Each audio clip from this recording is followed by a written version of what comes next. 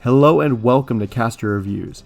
The Banjo retrospective continues today with Banjo Tooie, the creatively named sequel to Banjo Kazooie. With this sequel, Rare tried to make this game on a much grander scale than before. The worlds are bigger, there's a ton more shit to collect, and more characters for Kazooie to shit-talk in conversations. But while playing this game, I wondered to myself if bigger is always better when it comes to collectathon platformers. For reasons that I'll get into later, the biggest changes between Kazooie and Tooie caused me to not even want to collect enough Jiggies for the final boss.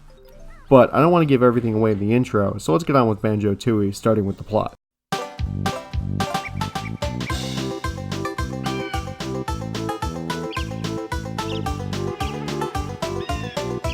At risk of repeating myself from the last video, Banjo Tooie's story is once again just a loose premise to go through a bunch of worlds and defeat the big boss.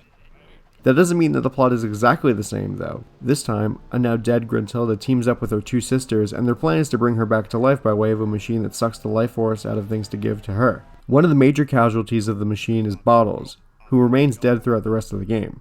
From what I've read, the ending play is basically the same as the last game, with the two sisters hosting a quiz show and a boss fight at the top of the tower.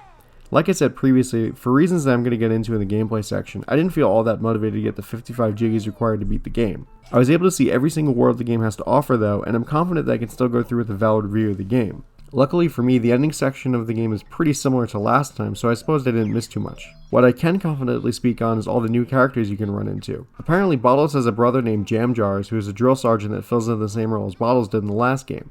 He rhymes everything he says, which is neat since it is a military stereotype that they have rhymes for everything. Although it doesn't get as annoying or feel as forced as Gruntilda's rhyming in the first game.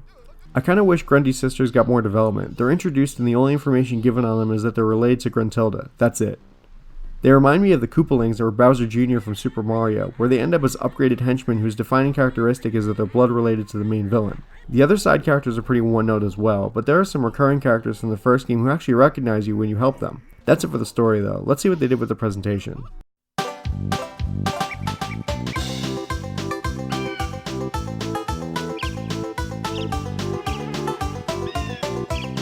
The art style remains the same as previously, but there have been some beneficial touch-ups in the years between games. The textures have been spruced up and so have the models for Jiggies, Honeycombs, and all the main characters.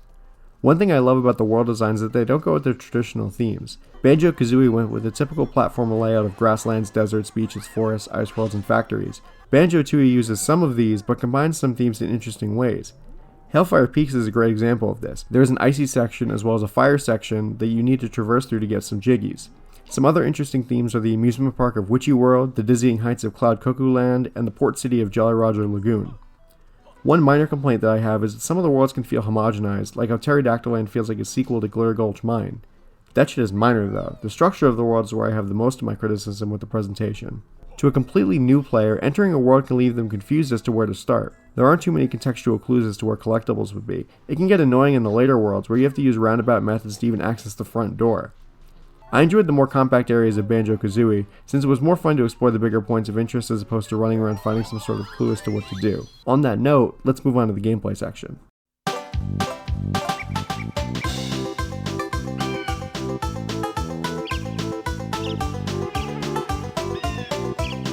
The collectathon gameplay has returned to a much greater degree than before.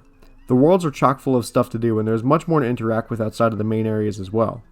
The Isle o' Hags, as it's called, is certainly more open than Grunty's castle, and it might as well be the 9th world in the game with how many collectibles you can obtain in it. Just like before, you use Jiggies to open up new locations, but now you solve jigsaw puzzles yourself as opposed to putting the pieces in some paintings. There are now 8 worlds in total, and the overall Jiggy total has been slashed from a possible 100 last time to 90. Each area has 10 Jiggies and 100 music notes, but there are also other things to collect, like Jinjos to gain more Jiggies in the overworld, and additional moves from Jam Jars. In theory, I enjoy that there's more stuff to collect since we are dealing with a sequel after all. But the execution is what rubs me the wrong way. Firstly, it feels like at least a quarter of the Jiggies involve some sort of multi-layered fetch quest. There's one in Jolly Roger Lagoon where it requires you to prevent more sewage from going into an area in the world. To do that, you basically need to go to 2 later worlds that you still need a requisite number of Jiggies to unlock. It's annoying and it's counterproductive. It makes more sense to use worlds that I've already been to as opposed to ones that I might not have unlocked yet. Also, there's no indication that you need to go to both of those worlds in-game. The only reason I know is because I looked it up. This is another reason why I prefer the self-contained areas of Banjo Kazooie. If I come across a problem in a game, I want to assume that the solution is somewhere within that area, or the game will tell me. That's good game design. Bad game design is leaving players in the dark about how to solve issues and forcing them to keep their phone open on GameFAQs the entire playthrough. The other major offender of this is the moves that Jam Jars teaches you. The moves themselves are awesome, fun to use and creatively utilized to get jiggies, but there are areas in earlier worlds where you need moves that you won't learn until much later in the game, and the game once again does not tell you. Once again, it annoys the crap out of me that the game is designed this way. The weird thing is the first two worlds don't behave this way at all. All the jiggies in Mayhem Temple and Glitter Gulch Mine are obtainable with the moves at hand, so why aren't the rest of the worlds like that? Those are my two main complaints. Jiggies feel like a chore to get now as opposed to a reward for doing a task or two. One other minor complaint is that there's some sections that behave like a first-person shooter. You hold Kazooie like a fucking AK and it looks and feels more like a mod for the original Doom. I thank my lucky stars and Bungie for perfecting dual-stick controls in first-person shooters because I cannot imagine doing this on an N64 controller. The Xbox Live Arcade version puts in dual-stick controls, which makes it much more manageable, but why is it here in the first place? Did Banjo Tooie really need FPS sections? What does that add to the collectathon genre as a whole? What does that add to the game as a whole? The short answer is, it doesn't. That's it for the criticisms though, although they are pretty big criticisms that might dissuade you from playing Banjo Tooie at all. One of the things I was really happy about is that the swimming was fixed. You can actually upgrade swimming to gain more breath meter and swim faster. Another great thing is that there are fast travel points all over the world, which is a godsend considering that when you die or start up a game save, you start out at the beginning of the world. This is nice for when you need to use Mumbo, who can be separately controlled, and Humble Wumbo, who fills Mumbo's role as shapeshifter. Speaking of playable characters, you can now separate Banjo and Kazooie to use different abilities for puzzle solving, like Banjo's now empty backpack and Kazooie hatching eggs. I enjoy what separating the heroes brings to gameplay, and it adds even more in addition to the moves that are already used by the duo. While the major changes put me off to playing further, the minor changes to how characters are used make moving around and exploring really fun.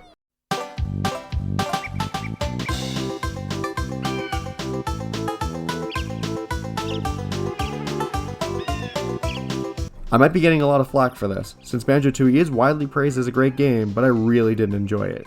Hopefully I can enjoy the next game we're looking at, Banjo Kazooie Nuts and Bolts. Thank you for watching this episode of Castar Reviews. Subscribe for more content from me and follow me on Twitter for production updates. See you soon.